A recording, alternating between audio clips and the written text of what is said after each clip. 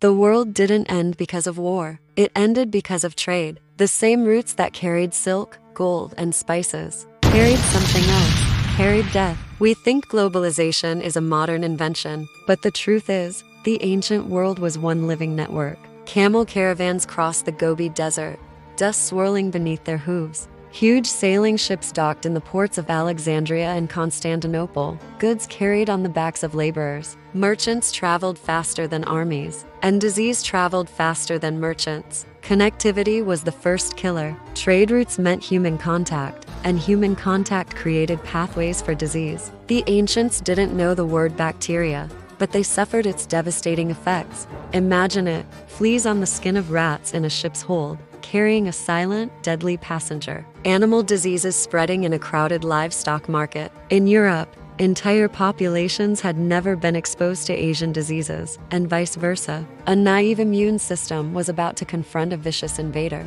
And the battleground was perfect. Overcrowded cities without sanitation, where everyone shared water, air, and disease. The deadliest weapon in history wasn't a sword or a bomb. It was something unseen. In the 14th century, humanity faced an existential test. It wasn't a war. It was the bankruptcy of civilization. Starting in Central Asia, the plague moved like an oily black stain along the Silk Road, swallowing up city after city before seeping into Europe. The plague claimed up to half of Europe's population, but its story didn't begin there. It began in the steppes of Asia and traveled on camelback and trade caravans. Trade never stopped, even as people began to fall like flies. An anonymous writer in Florence in 1348 wrote, "Trade carried the plague, and piety was of no use. Plagues don't just kill people, they kill systems." With so many dead, ripe wheat fields were left to rot. Craft workshops closed. A severe labor crisis led to soaring wages and economic chaos.